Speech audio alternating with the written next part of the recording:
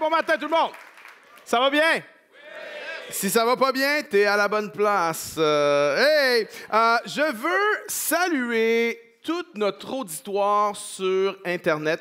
Il y a plein de gens qui nous écoutent, qui nous regardent un peu partout en francophonie, mais je veux saluer particulièrement, nous avons un 5 à 7 à Strasbourg, en France. Il y a un 5 à 7 de La Chapelle à Strasbourg. Il y a une trentaine de personnes qui se réunissent, qui regardent les messages de La Chapelle en ligne ensemble et qui ont une fraternité de La Chapelle là-bas avec mon ami Sébastien Chopperlé, qui est le leader là-bas. Et j'aimerais qu'on puisse, tout le monde ensemble, les saluer puis leur donner un peu de l'amour à trois. OK? 1, 2, 3, let's go, let's go! Bonjour nos amis de Strasbourg! Aujourd'hui, nous allons parler de notre engagement envers J'aime ma ville, cet organisme communautaire avec lequel La Chapelle est partenaire depuis plusieurs années maintenant. J'aime ma ville est présent à Montréal, Québec, Gatineau, et c'est un organisme de bienfaisance qui, ici à Montréal, a une banque alimentaire tout au long de l'année. Un programme de parrainage pour les nouveaux arrivants. Il y a des gens qui se portent volontaires pour accueillir, pour entourer les nouveaux arrivants dans notre ville. J'aime ma ville a également un programme de persévérance scolaire pour remettre des bourses de persévérance scolaire ciblées sur des jeunes racisés. J'aime ma ville a également un programme de rentrée scolaire où on fournit les effets scolaires gratuitement à des dizaines et des dizaines d'enfants et de jeunes. Et il y a une gang de La Chapelle qui sont en train de s'entraîner à courir un demi-marathon pour ramasser des fonds pour ça. Leurs photos vont apparaître là. Ah ben oui, on les voit très bien de dos, hein, c'est génial. Mais cette gang-là, je voulais les honorer. On les honore de dos. Mais ils sont dévoués. Toutes plein de choses que J'aime ma ville organise tout au long de l'année. Mais en plus de ça, il y a 2 semaines d'activités intensives. Une au printemps et une dans le temps de Noël. Et cette année, du 3 au 10 juin, J'aime ma ville organise 21 projets et a besoin de 300 bénévoles. Et mon objectif, c'est qu'on puisse trouver ces 300 bénévoles aujourd'hui. OK? Mais avant de parler d'aimer notre ville, j'aimerais ça expliquer, définir, regarder à c'est quoi l'amour. Qu'est-ce que l'amour? Ça vient d'où ce truc-là? Jésus dit ceci, Jean 15, 12. Aimez-vous les uns les autres, comme je vous ai aimé. C'est les paroles les plus célèbres de Jésus. Il n'y a pas des paroles de Jésus, je pense qu'il n'y a pas des paroles de n'importe qui plus célèbres que celle-là. Aimez-vous les uns les autres. Et avant de se lancer là-dedans, posons-nous la question, c'est quoi l'amour? On a posé la question à des enfants âgés entre 4 et 8 ans, qu'est-ce que l'amour? Et on a eu des réponses assez intéressantes. Un enfant a dit, l'amour, c'est quand tu vas manger au McDo avec quelqu'un et que tu lui donnes de tes frites sans l'obliger à te donner les siennes. Si ça, c'est la définition de l'amour, je peux vous dire que mes enfants ne m'aimaient pas fort quand ils étaient petits. Un autre enfant a dit, l'amour, c'est quand ton chien te lèche la face après que tu l'as laissé tout seul toute la journée. Et tout le monde dit, non, c'est dégueulasse, c'est dégueulasse. Un autre a dit, je sais que ma grande sœur m'aime parce qu'elle me donne ses vieux vêtements et qu'elle doit en acheter des nouveaux. L'innocence, hein? En voici un dernier.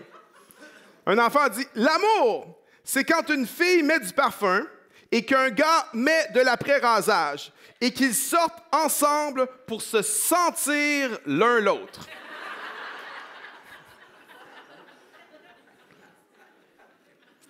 Qu'est-ce que l'amour? En français, on a 2 mots. Oh non, on a un mot pour l'amour. On dit j'aime. On dit j'aime. J'aime le baseball, j'aime mon chien, j'aime ma femme.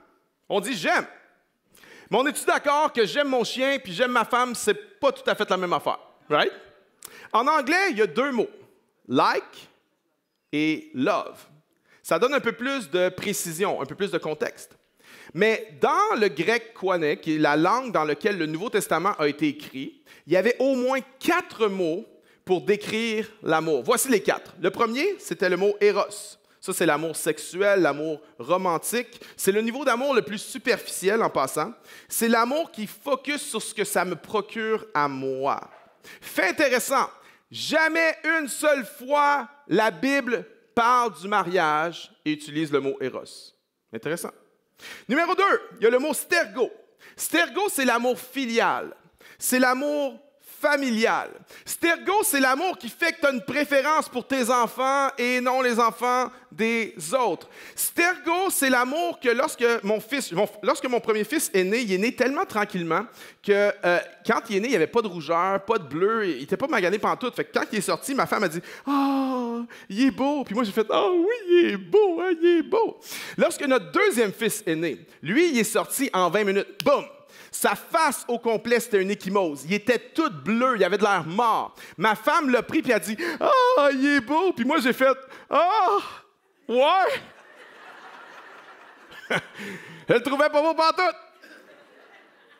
Ça, c'est stergo. C'est l'amour qui t'amène à avoir un amour particulier pour ta fratrie ou pour tes enfants ou pour ta famille. 3, il y a le mot filio. Filio, c'est l'amitié. D'ailleurs, on tire de ce mot-là le mot philanthropie. Filio, c'est l'amour-amitié. Mais il y a un quatrième mot pour l'amour dans le grec ancien, c'est le mot agapé. Et agapé, c'est un amour inconditionnel, sans limite. C'est un amour désintéressé. Maintenant, désintéressé, ça ne veut pas dire que tu t'en fous. Désintéressé, ça veut dire que tu ne t'attends à rien en retour. Tu donnes et tu n'as aucune attente. Ça, c'est l'amour agapé. L'amour agapé, c'est un choix et non une émotion. C'est un sacrifice au lieu de se servir de l'autre. C'est un amour inconditionnel et non un amour conditionnel. Maintenant, fait intéressant. La Bible, lorsqu'elle parle du mariage, quel mot elle utilise, vous pensez? Le mot agapé. Lorsque Jésus a dit « Aime ton prochain comme toi-même », quel mot vous pensez qu'il a utilisé? Agapé. Lorsque Jésus a dit « Aimez vos ennemis », quel mot vous pensez qu'il a utilisé? Agapé. Et on va regarder un texte aujourd'hui de l'apôtre Jean. Jean était un des 12 disciples de Jésus, un des 12 apôtres. Et Jean est celui qu'on connaît comme étant l'apôtre de l'amour. Et dans la lettre de 1er Jean, il va faire un speech. Dans 1er Jean, chapitre 4, les versets 9 à 12, c'est un court texte. Mais dans ce speech sur l'amour, Jean va utiliser le mot amour 8 fois. Et 8 fois, c'est le mot agapé qu'il utilise. On va éplucher ce texte-là ensemble ce matin. L'amour est premièrement manifesté. 1er Jean, chapitre 4, verset 9. Voici comment l'amour de Dieu a été manifesté envers nous. Dieu a envoyé son Fils unique dans le monde, afin que nous vivions par lui. Jean dit, l'amour de Dieu a été manifesté. L'amour de Dieu a été démontré. L'amour de Dieu a été prouvé en ceci, que Dieu a envoyé son Fils dans le monde afin que nous vivions par lui. La preuve de l'amour de Dieu envers nous, c'est que Jésus est venu dans ce monde.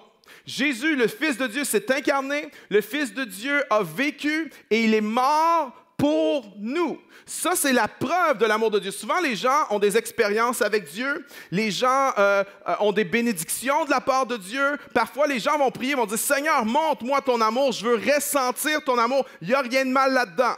Mais je veux te dire une chose. Toutes les expériences de ressentir l'amour de Dieu que tu peux vivre ne sont pas plus solides que de croire ce que Dieu a dit. Parce que tes expériences, là, à un moment donné, tu ne sentiras pas que Dieu t'aime. Parce que Dieu, il ne t'a pas donné ce que tu voulais. Puis tu ne te sentiras pas aimé de Dieu. J'aimerais dire ceci. Dieu n'a rien à prouver. Il a envoyé son Fils. Il a manifesté, démontré, sans aucun doute, son amour envers nous lorsqu'il a envoyé son Fils mourir pour nous. Romains 5,8 dit, « En ceci, Dieu prouve son amour envers nous. Lorsque nous étions encore pécheurs, Christ est mort pour nous. » Le texte ne dit pas « En ceci, Dieu montre son amour envers nous », que là, à un moment donné, dans un moment un peu, je dirais, mystique, tu vas avoir une visitation de la présence de l'Esprit Saint, tu vas sentir l'amour de Dieu. Tout ça, c'est vrai, tout ça, ça existe, mais ce n'est pas le fondement. c'est pas ça, cette expérience-là qui fait que tu dis Dieu m'aime. Parce que si c'est ça le fondement de ta croyance que Dieu t'aime, c'est très friable.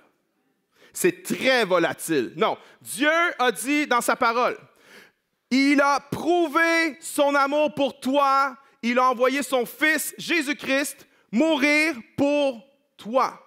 Il a prouvé son amour, déjà. Alors que nous étions pécheurs, Christ est mort pour nous. L'apôtre Paul va dire dans Éphésiens 1:4, et je le lis ici dans la traduction de Message, c'est une traduction anglophone, mais j'ai adapté en français. « Bien avant d'avoir posé les fondations de la terre, nous étions dans sa pensée. Il avait fait de nous le focus de son amour. » Bon, je sais que le mot « focus », ce n'est pas un mot français, mais bon. « Il y a bien longtemps, il avait décidé de nous adopter dans sa famille par Jésus-Christ. Quel plaisir il a pris à planifier cela. » Bien avant d'avoir posé les fondations du monde. Tu dis bien avant quoi? Bien avant Genèse 1:1. Bien avant d'avoir créé le monde. Tu dis, il y avait un avant, rien? Oui, il y avait un avant, OK? En d'autres mots, avant que tu existes toi, Dieu t'aimait toi. Avant que tout soit créé, tu étais déjà sur son cœur. Il avait déjà son amour pour toi. Tu dis, mais voyons, tu peux pas. Explique-moi ça, pasteur, qu'avant même que j'existe, je ne peux pas te l'expliquer. Mais si je pouvais expliquer tout de Dieu, il ne serait pas Dieu. Si je pouvais expliquer Dieu parfaitement, Dieu, ça serait moi, puis on serait dans le trouble, je vous le dis. Mais avant même que tout existe, pense-y, là, avant même que Dieu crée quoi que ce soit, tu étais déjà aimé de Dieu. Et ce n'est pas parce que tu le méritais, c'est pas parce que tu étais un bon garçon, que tu avais fait des bonnes choses ou des mauvaises choses. Non, non, non. C'est parce que Dieu, dans son amour, avait choisi de t'aimer d'un amour infini. L'amour de Dieu a été manifesté. Maintenant, Jean va nous expliquer l'amour. L'amour expliqué, verset 10. Et cet amour consiste non pas en ce que nous avons aimé Dieu, mais en ce qu'il nous a aimés et qu'il a envoyé son Fils comme victime expiatoire pour nos péchés. L'amour consiste en ceci. Pas que toi t'as aimé Dieu, pas que toi t'aimes Dieu, mais que Dieu t'a aimé. Oh, Dieu veut qu'on l'aime de tous nos cœurs, de toute notre âme, de toute notre force, de toute notre pensée. Mais lorsqu'on aime Dieu, lorsqu'on a la capacité d'aimer Dieu, c'est parce qu'il nous a aimés en premier. Tu serais incapable d'aimer Dieu si Dieu ne t'avait pas aimé avant. Tu serais incapable de choisir Dieu si Dieu ne t'avait pas choisi avant. Tu serais incapable de servir Dieu si Dieu ne t'avait pas servi avant. C'est important de comprendre ça. Des fois, on dit, j'ai trouvé Dieu. Non, c'est Dieu qui t'a trouvé. Puis parce que Dieu t'a trouvé, ben, tu as trouvé Dieu. OK? Des fois, on dit, j'ai choisi Dieu. Non, c'est Dieu qui t'a choisi.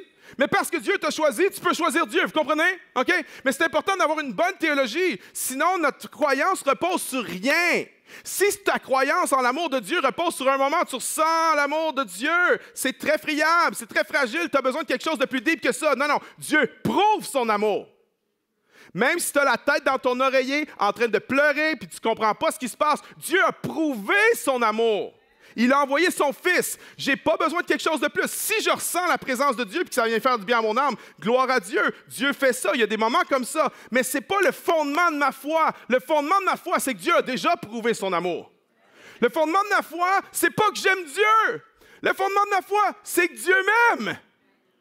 Vous comprenez?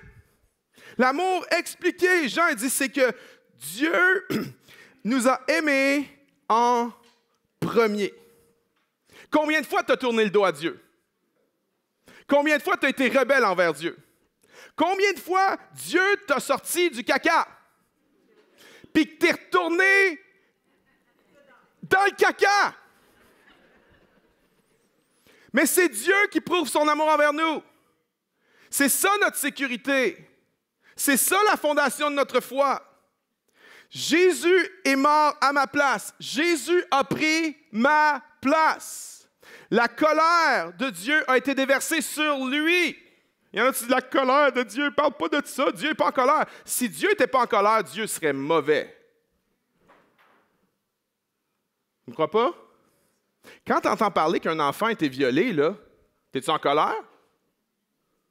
Oui, j'espère. S'il n'y a pas de bonté en nous, on ne se met pas en colère pour rien. C'est parce que Dieu est bon qu'il se met en colère. Et la colère de Dieu, lorsque Jésus est venu, il a pris le poids du péché, il a pris la punition du péché, il a absorbé en lui-même la colère de Dieu pour que la colère de Dieu ne soit pas déversée sur nous, mais qu'on puisse bénéficier de la justice de Dieu. Que lorsque je suis en Jésus-Christ, lorsque je crois en lui, je ne suis pas bénéficiaire de la colère de Dieu. La colère de Dieu a été payée. Je suis bénéficiaire de la justice de Dieu. Je suis justifié par l'œuvre de Jésus. Ça, c'est l'amour. Ça, c'est le plus grand marque d'amour que l'humanité n'aura jamais connu, mes amis. Numéro 3, l'amour redonné. Verset 11. Bien-aimés, si Dieu nous a tant aimés, nous devons nous aussi nous aimer les uns les autres. Vois-tu, ça ne commence pas par « aimez-vous les uns les autres ». Ce n'est pas là que ça commence. Ça commence par Dieu a manifesté son amour en Jésus-Christ. Dieu nous a aimés le premier. Je reçois l'amour de Dieu. Et parce que je reçois l'amour de Dieu, maintenant, je suis appelé à aimer l'autre. Quand je donne à quelqu'un, c'est parce que Dieu m'a donné en premier. Quand je sers quelqu'un, c'est parce que Dieu m'a servi en premier. Quand on sert avec J'aime ma ville et qu'on s'implique, c'est parce que Dieu nous a servi en premier. Aimez-vous les uns les autres. Je pense que c'est les paroles de Jésus les plus connues, mais les plus mal comprises en même temps. Tout le monde est d'accord avec le concept, hein? Tant que c'est abstrait.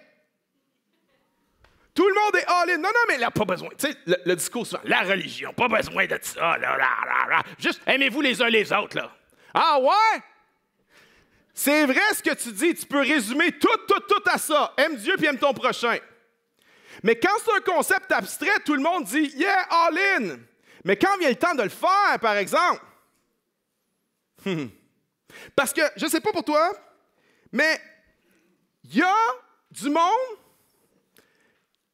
que je ne les aime pas à face. Il y a un genre de personne que je trouve plus dur à aimer. Quelqu'un? Puis on ne veut pas l'avouer. On ne veut pas avouer ça. Mais il y a des groupes de personnes. Puis là, on ne va pas dévoiler nos pires secrets ici ce matin.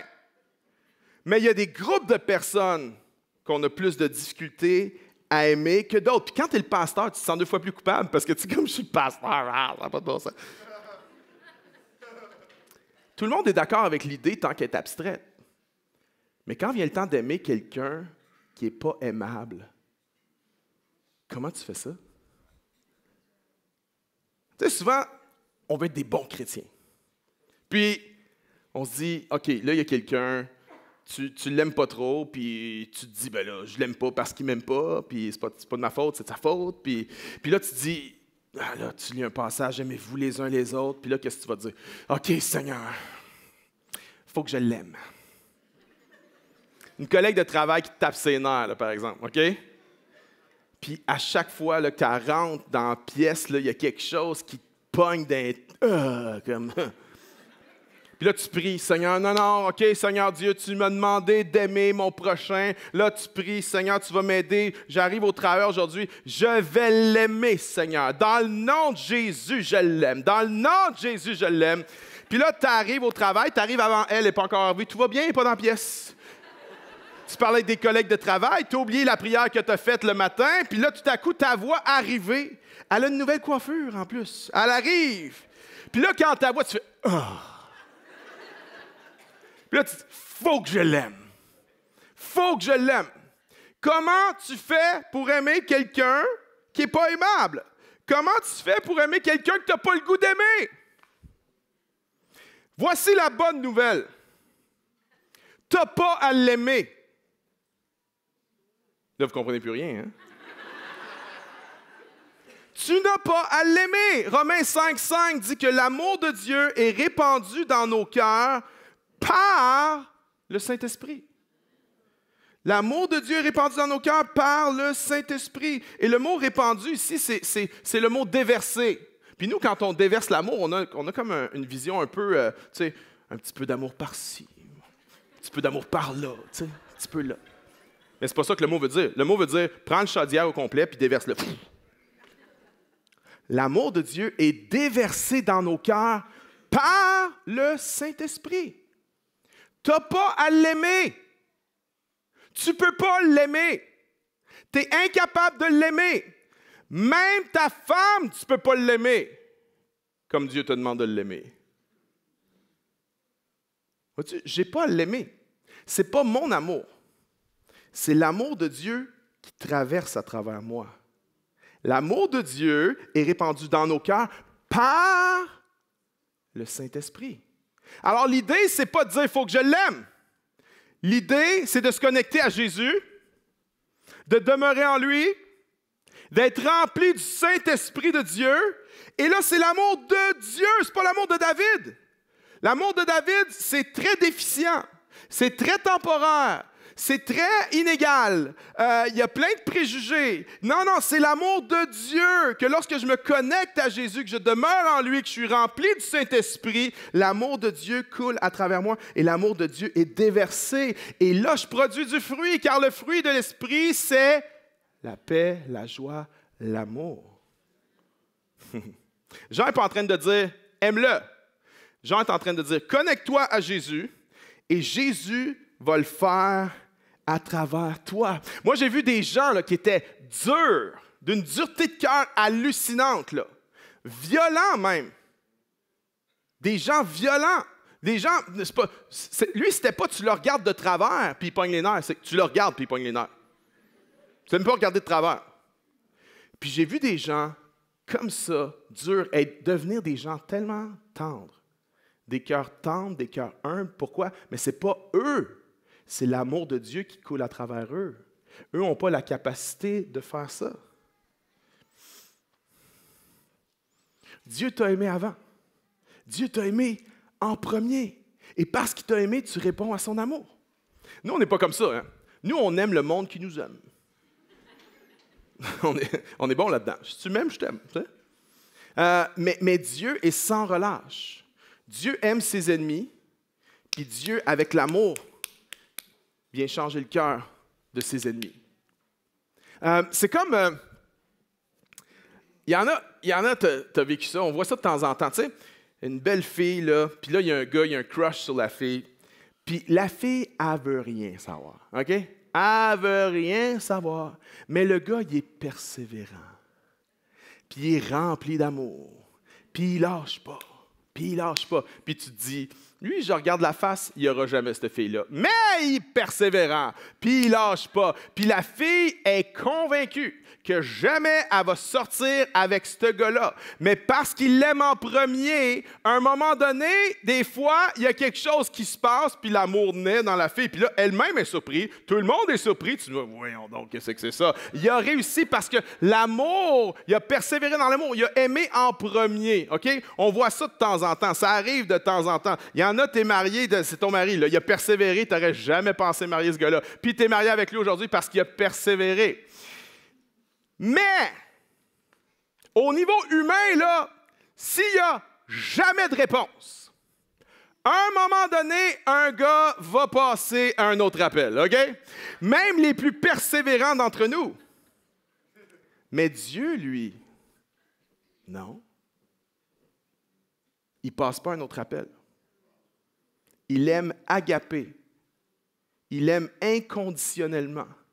Il aime sans relâche.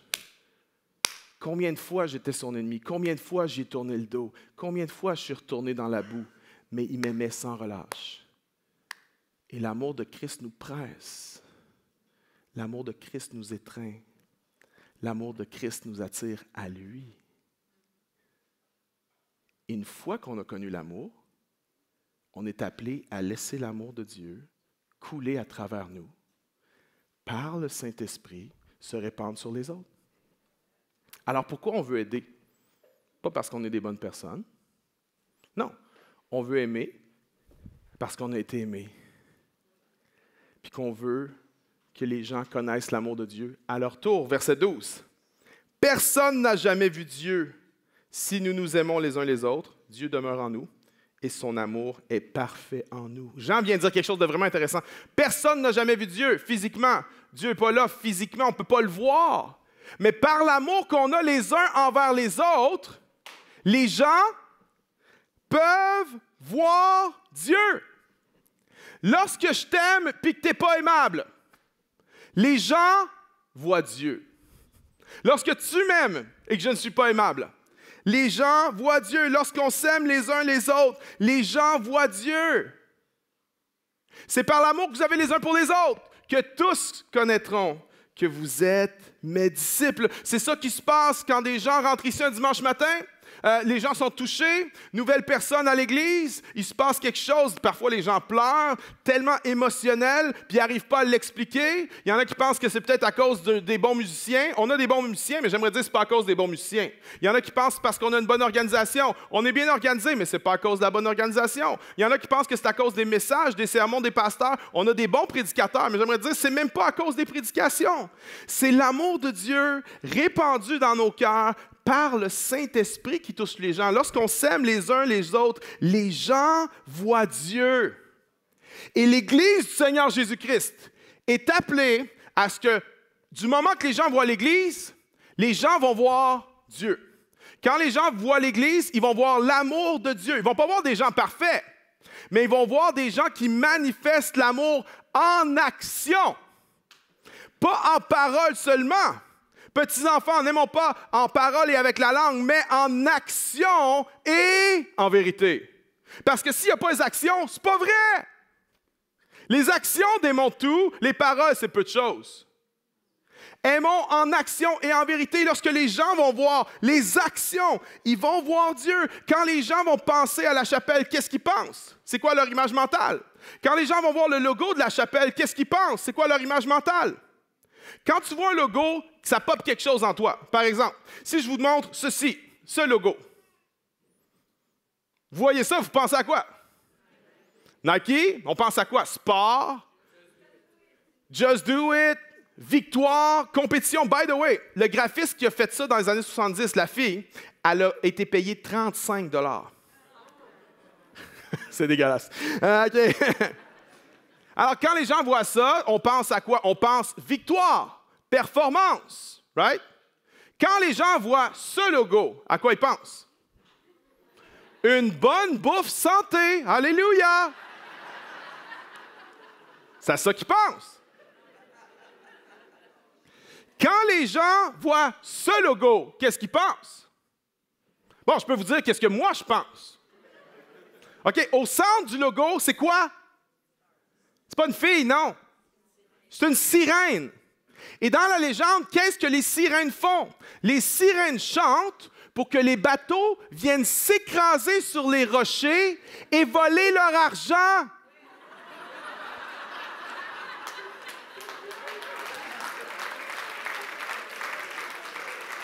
Je pense qu'un café à 8 piastres, c'est du vol.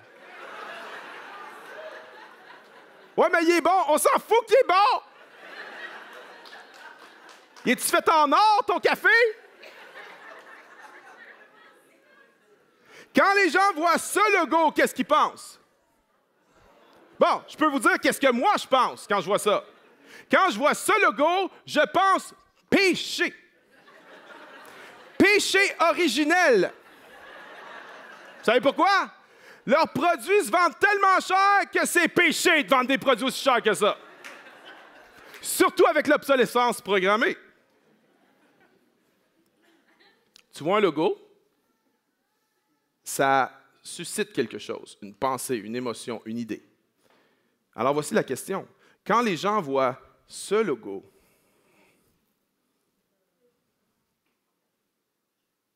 les gens autour de toi, on va le rendre plus personnel parce que les gens, c'est personne. C'est facile d'être abstrait. Hein? Non, quand les gens autour de moi, oh, là c'est différent, OK? Quand les gens autour de moi, mes collègues de travail, ma famille, mes amis, mes voisins, quand les gens autour de moi voient ce logo, qu'est-ce qu'ils pensent? Peut-être bien des affaires. Mais voici ce qu'ils devraient penser. Prochaine. Ça. Quand les gens voient ce logo, ils devraient penser à ça. Croix, amour. Qu'on a tellement reçu l'amour de Dieu qu'on devient des canaux pour redonner l'amour de Dieu autour de nous. Pour les gens aimables et les non aimables. Pour les groupes avec qui on a des affinités, pour les groupes avec qui on n'a aucune affinité. Pour les gens qu'on aime, pour les gens qui nous détestent. Pour nos amis, pour nos ennemis. Vois-tu, une des affaires qui gosse vraiment d'être chrétien, c'est que tu as des ennemis, mais toi, tu n'es pas appelé à en avoir. Les gens peuvent choisir d'être tes ennemis, mais toi, tu ne dois pas être l'ennemi de personne. C'est comme... Ah! Mais c'est ce que Jésus a fait. Il dit, aimez-vous les uns les autres comme je vous ai aimé. L'amour de Christ a été répandu à la croix pour tout le monde. L'amour de Christ a été répandu pour ses disciples qui allaient le renier, pour Judas qui allait le trahir. L'amour de Christ a été répandu pour tout le monde à ce moment-là. C'est ça notre appel. C'est l'amour de Dieu a été manifesté en Jésus-Christ. Dieu m'a aimé en premier. Je reçois cet amour. Et parce que je reçois cet amour, je suis un canal pour que l'amour de Dieu coule à travers moi. Et quand l'amour de Dieu coule à travers moi, le monde voit quelque chose. Le monde voit Dieu. Il y a des gens qui commencent à se dire, il y a peut-être quelque chose. Il y a peut-être quelqu'un. Peut-être que c'est vrai. Et alors qu'on donne, on reçoit tellement. Jésus, le Maître lui-même, a dit, il y a plus de joie à donner. Ouais. Alors, à toi qui dis, ah mais là, moi, je suis dans une saison difficile, je ne peux pas donner, c'est tout le contraire. C'est tout le contraire. Je veux dire, si tu es dans une saison difficile, assure-toi de donner. Assure-toi d'aller donner ton temps à quelqu'un. Nous voulons aimer en action parce qu'on a tellement reçu de la part de Jésus. Vous êtes d'accord avec moi? Merci, Pasteur David, pour ce message qui vient nous challenger, nous défier. L'amour de Dieu est tellement grand, l'amour de Dieu est tellement incroyable. Et quand tu réalises la profondeur de cet amour-là, ce que ça prend, c'est que tu le transmettes plus loin. Peu importe ce que tu vis en ce moment, transmets l'amour que Dieu te donne. Puis j'aimerais t'encourager très concrètement cette semaine. Réfléchis à la manière dont tu peux transmettre l'amour de Dieu. Peut-être que tu es à la chapelle ou dans ton église locale et qu'il y a des projets, qu'il y a des manières de t'impliquer, des manières de t'inscrire à la grande mission de Dieu qu'il est en train de faire à la chapelle ou dans ton église. Peut-être qu'il y a des projets autour de toi dans lesquels tu peux t'impliquer bénévolement. Peut-être qu'il n'y a pas tout ça autour de toi, mais tu as certainement un voisin, tu as certainement une collègue de travail, tu as certainement quelqu'un dans ta famille qui a besoin de ressentir l'amour de Dieu, qui a besoin d'un acte très concret d'aide, qui a besoin d'une prière, qui a besoin juste d'un sourire, qui a besoin que tu prennes de ses nouvelles, que tu lui dises que tu es là pour cette personne-là. Alors je t'encourage à le faire cette semaine, puis j'aimerais prier pour chacun d'entre nous. Seigneur, je te prie que tu nous aides à ce que ce message-là, de la profondeur de ton amour, puis de notre mandat aussi de transmettre cet amour-là autour de nous, que ce message-là ne reste pas sans effet dans nos vies. Je te prie que tu viennes nous aider à transmettre cet amour-là, que tu nous aides à être des récipients où cet amour-là puisse juste couler, que cet amour-là puisse atteindre du monde autour de nous. Alors Seigneur, viens nous remplir de ton amour incroyable et viens nous aider à donner concrètement. Montre-nous autour de nous les endroits où tu veux qu'on déverse ton amour. Merci parce que tu vas nous aider à le faire et merci pour ta présence. En ton nom j'ai prié. Amen.